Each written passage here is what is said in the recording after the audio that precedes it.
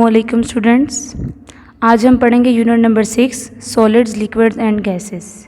इस यूनिट की हम रीडिंग कर चुके हैं और इसका वर्कबुक के ऊपर भी काम सारा हमने सॉल्व कर लिया है। आज मैं आपको ये रिवाइज़ करवाऊंगी, आप सब बच्चों ने इसे याद करना है और उसके बाद मैं आपको टेस्ट बनाकर दूंगी, वो आप सब बच्चों ने सॉल्व करना है।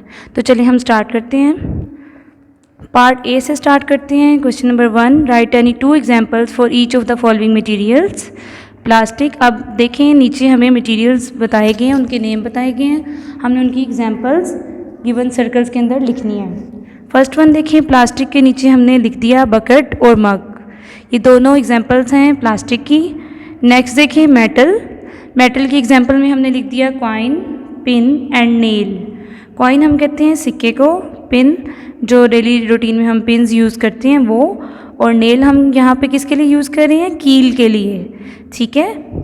और नेक्स्ट देखें आप वुड, वुड किसे कहते हैं, लकड़ी को, और वुड की एग्जांपल में हमने क्या लिखा, टेबल और चेयर, ठीक है।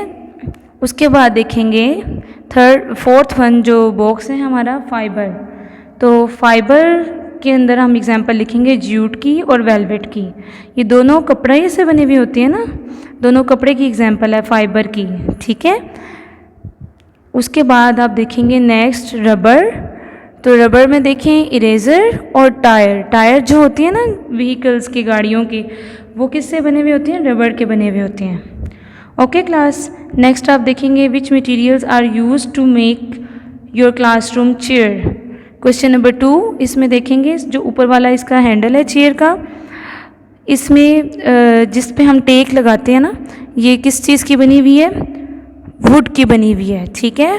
और जबकि इसकी जो चेयर की नीचे वाली लेग्स हैं वो किस चीज़ से बनी हुई हैं, आयरन से बनी हुई है, लोहे से बनी हुई हैं।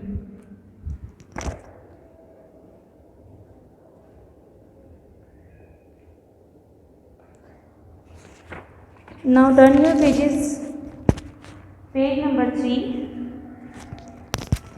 यहाँ से हम पढ़ना स्टार्ट करते हैं।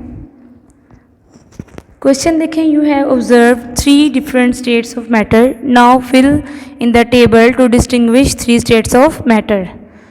सो फर्स्ट देखेंगे students, can we touch it. अब ये देखें यहाँ पे आपको दिया हुआ है 3 फॉर्म्स दी हुई हैं, ठीक है, किसकी, वाटर की, और किसके ज़रिए आपको दिखाया गया है, बैलून के ज़रिए। फर्स्ट देखें, फर्स्ट जो बैलून है ए वाला, उसमें देखिए field with water and frozen, वो पानी से भरा हुआ है और क्या है, फ्रोज़न है, जमा हुआ है, ठीक है। और उसमें ये देखें आप, अब आपने ये ऑब्ज़र्व करना है खुद से, ये देखें कैन वी टच इट, क्या हम उसको टच कर सकते हैं, यस। नेक्स्ट देखेंगे कैन वी पोर इट, जी पानी को हम पोर कर सकते हैं, लेकिन जब वो फ्रीज़ हुआ है, बर्फ़ की फॉर्म में है, तो उस टाइम पे हम उसको पोर नहीं कर सकते। So the answer is no. Third one is can it feel a space, can it fill a space, yes, ये स्पेस फिल करता है। उसके बाद देखें इज़ इट सॉलिड, लिक्विड और गैस। सो जब पानी हमारा बर्फ़ की फॉर्म में होगा, जमा हुआ होगा, फ्रीज़ होगा, तो वो उस टाइम पे सॉलिड की फॉर्म में होगा। तो ये देखें फर्स्ट लाइन हमने किस तरह से सॉल्व कर ली। अब हम आएंगे नेक्स्ट लाइन के ऊपर। नेक्स्ट बैलून जो हमारा है, बैलून बी, वो किससे फिर है, फिल्ड विद वाटर, ठीक है, और यहाँ पर जो वाटर की फॉर्म है वो है लिक्विड। सो अब आप देखिए उनका question, can we touch it, तो पानी को हम टच कर सकते हैं, yes. Next can we pour it, क्या हम इसको उंडेल सकते हैं। तो मैंने आपको क्लासरूम के अंदर इसको पानी को पोर करके दिखाया था, एक बोतल से दूसरी बोतल के अंदर, आपको याद होगा, तो देखें उसको रिमेंबर करें, रिकॉल करें उसको। Can we pour it, yes, पानी जब हम लिक्विड फॉर्म में होता है तो उसको उंडेल सकते हैं, और उंडेलने को इंग्लिश में कहते हैं पोर। और थर्ड वन देखें, can it fill a space, yes, पानी स्पेस घेरता है, जैसे हमारी बोतल के अंदर पानी मौजूद है, तो देखें जितना पानी है उतना ही पानी है ना, जब वो भर जाती है उसके बाद और पानी हम डालेंगे तो वो बाहर गिरना शुरू हो जाएगा। इसका मतलब है जो पहले वाला पानी है उसने स्पेस फिल की हुई है बोतल के अंदर। सो हम यहाँ पे लिखेंगे yes, is it solid, liquid और गैस। सो इस फॉर्म में वो लिक्विड फॉर्म में है, हमें पता है कि वो लिक्विड फॉर्म में है बैलून बी के अंदर। उसके बाद आप देखेंगे balloon C filled with air. Balloon C जो है वो एयर से भरा हुआ है, ठीक है। अब देखेंगे आप, can we touch it, air को आप टच तो नहीं कर सकते ना, तो हम लिखेंगे no. Can we pour it, क्या हम इसको पोर कर सकते हैं, नो, हम एयर को पोर भी नहीं कर सकते। अगर मैं आपसे कहूँ कि एक बैलून के अंदर एयर भरी हुई है, आप इसको दूसरे बैलून के अंदर डालें तो आप पोर तो नहीं कर सकते ना। और नेक्स्ट है इसका, can it fill a space, yes, air ने स्पेस घेरी हुई है इसीलिए तो बैलून फूला हुआ है। और उसके बाद नेक्स्ट देखेंगे, इज इट सॉलिड लिक्विड और gas, so answer is it is gas, ठीक है। और नेक्स्ट देखेंगे आप नीचे तीनों बैलून्स का कंपैरिजन बताया हुआ है। Sort the following according to their weight, use words heaviest, heavier and lighter. First balloon देखेंगे filled with water and frozen. First balloon जो है आपका वो फिल्ड विद वाटर है, पानी से भरा हुआ है, और क्या है, फ्रोजन फॉर्म में है, तो इस फॉर्म में वो हैवियर है। अब सवाल ये है कि वो किससे हैवियर है, तो वो किससे, सी वाले फिल्ड विद एयर, जो बैलून जिसके अंदर हवा भरी हुई है वो सबसे ज़्यादा लाइटर है, उससे वो हैवियर है बैलून ए जिसके अंदर बर्फ़ है।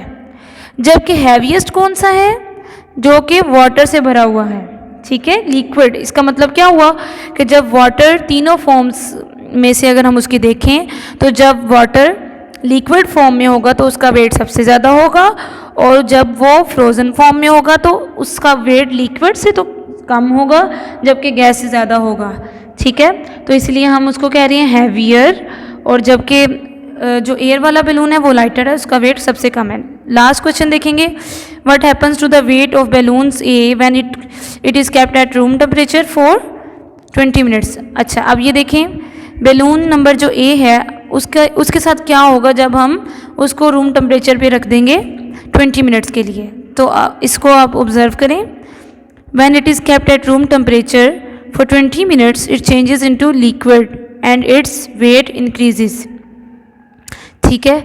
अब देखिए, मैंने आपको बताया था ना कि जब वो सॉलिड फॉर्म में है तो उसका वेट लिक्विड फॉर्म से थोड़ा सा कम है, तो जब हम उसको 20 मिनट के लिए रूम टेम्परेचर पे रख देंगे तो इट्स ऑब्वियस कि वो मेल्ट हो जाएगा, फ्रोज़न फॉर्म से वो मेल्ट हो जाएगा, लिक्विड फॉर्म में आ जाएगा, और लिक्विड फॉर्म में हमें पता है कि सबसे ज़्यादा उसका वेट होता है, तो फिर उसका वेट कम होने की बजाय बढ़ जाएगा, इट्स वेट इंक्रीजेस।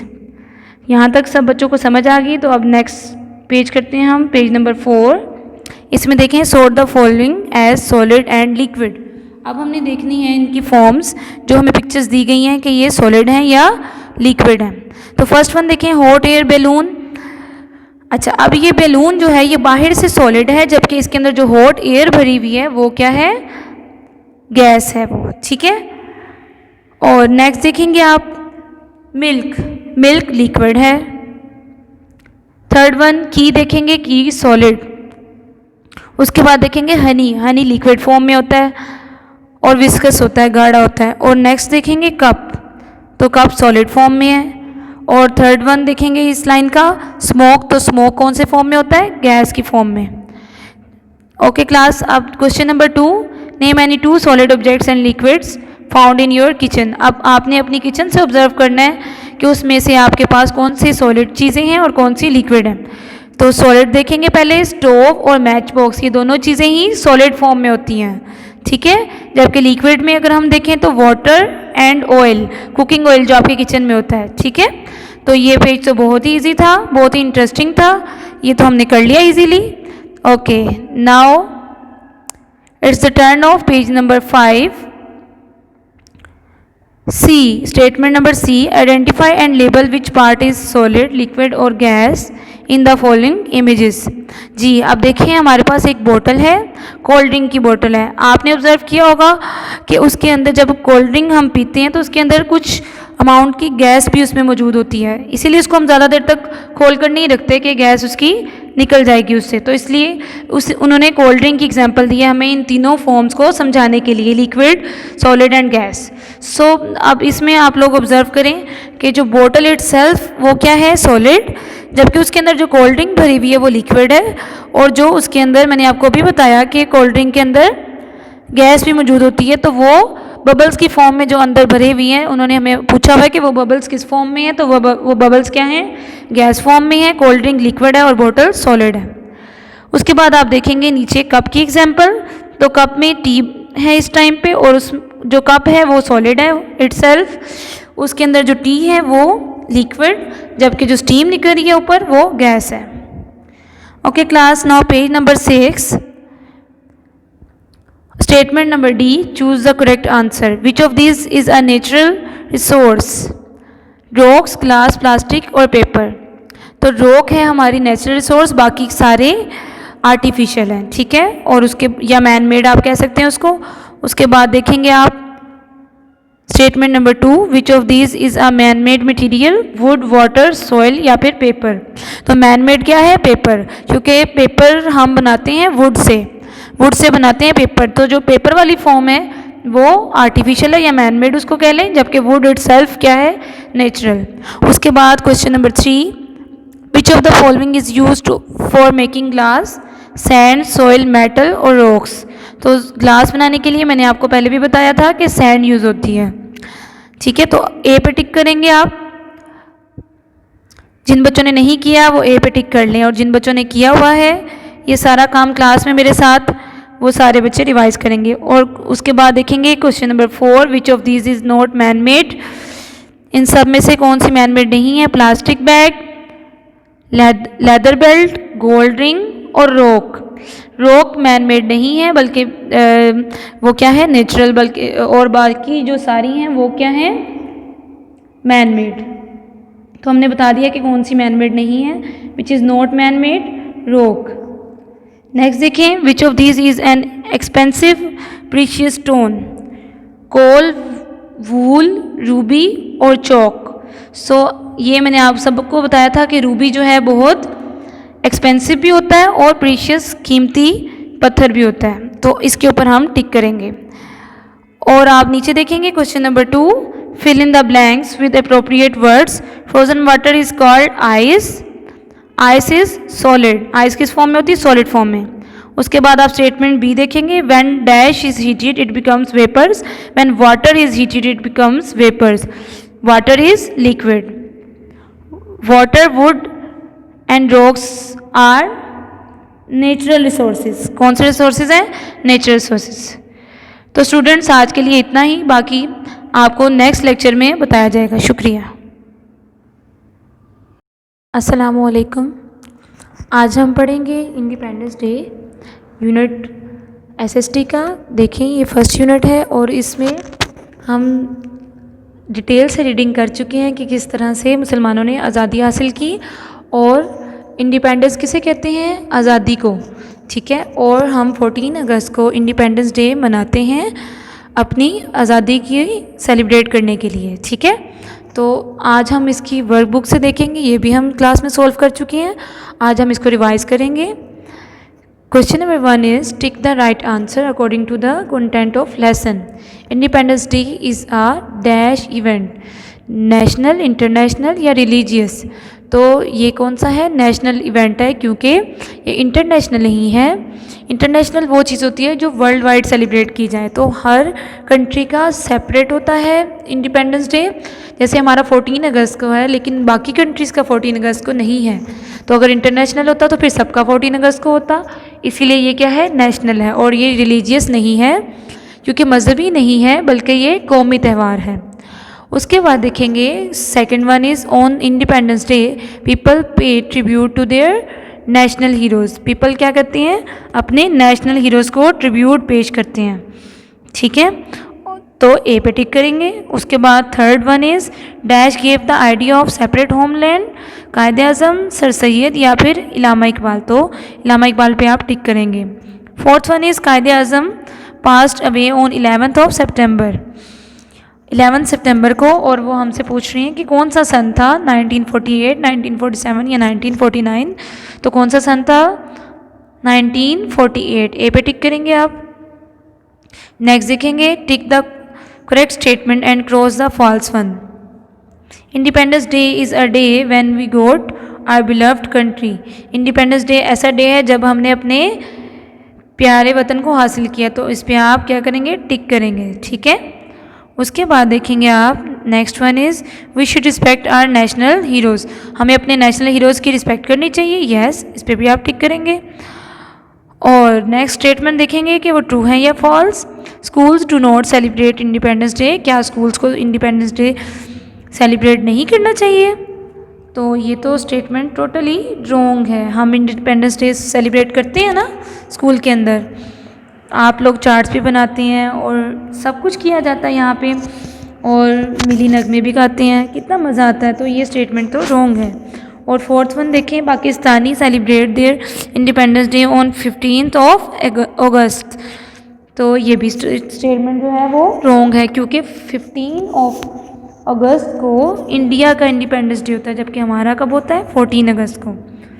नेक्स्ट देखेंगे, when do Pakistani celebrate the independence day, Pakistanis celebrate this day on 14th अगस्त, ठीक है। तो पाकिस्तानी कब मनाते हैं, 14 अगस्त को ये दिन मनाते हैं, ठीक है।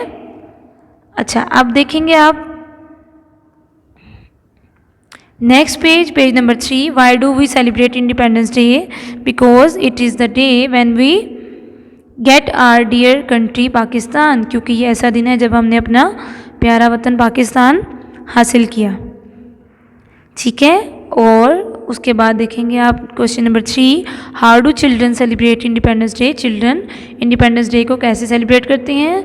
दे सिंग नेशनल सॉन्ग्स, क्या करते हैं, कौमी तराने पढ़ते हैं। दे डेकोरेट, वो सजाते हैं देयर हाउस, अपने घरों को, विद फ्लैग्स, घरों के ऊपर हम झंडे लगाते हैं ना 14 अगस्त को। They dress up in green and white cloth, जी ये तो कितनी मज़े की बात है ना कि आप सब जो करते हैं 14 अगस्त को वही सारी बातें बताई हुई हैं। How do children celebrate Independence day, तो आप इसी तरह से सेलिब्रेट करते हैं ना हम सब, तो यही सब कुछ हमने यहाँ पे लिख दिया, तो ये हमें बढ़ते बढ़ते याद भी हो जाएगा, बहुत ही इंटरेस्टिंग है। उसके बाद देखेंगे, understand the question and answers accordingly, अब हमने इन क्वेश्चन को अंडरस्टैंड करना है और उसके अकॉर्डिंगली आंसर दे देना है। तो फर्स्ट पॉइंट देखें, school was decorated with national flags and paper flags, students were singing national songs and dress up in white and green colored clothes. Which day it was, तो answer हम लिखेंगे it was independence day, it was independence day। अब वो हमें कह रहे हैं कि स्कूल्स डेकोरेट थे फ्लैग्स के साथ और पेपर फ्लैग के साथ, जिसको आप झंडियाँ कहते हैं, और स्टूडेंट्स क्या कर रहे थे, मिली लग में पढ़ रहे थे, और ग्रीन और वाइट उन्होंने ड्रेस पहना हुआ था। तो ये कौन सा डे था, तो हमने उसका आंसर कर दिया इट वॉज इंडिपेंडेंस डे था, वो यौम आज़ादी था। नेक्स्ट पॉइंट देखेंगे, think and write the name of our national heroes, हमारे जो कौमी हीरो हैं उनके हमने नाम लिखने हैं। तो कायदे आज़म हमारे नेशनल हीरो हैं, हमने लिख दिया कायदे आज़म। उसके बाद अल्लामा इकबाल हमारे नेशनल हीरो हैं, और उसके बाद लियाकत अली ख़ान, और भी बहुत सारे हैं बेटा, लेकिन हम इन तीनों का नाम यहाँ पे मेंशन कर देंगे, ठीक है। तो आप सब बच्चे ये याद करें और फिर हम इसका टेस्ट करेंगे। अल्लाह हाफिज़।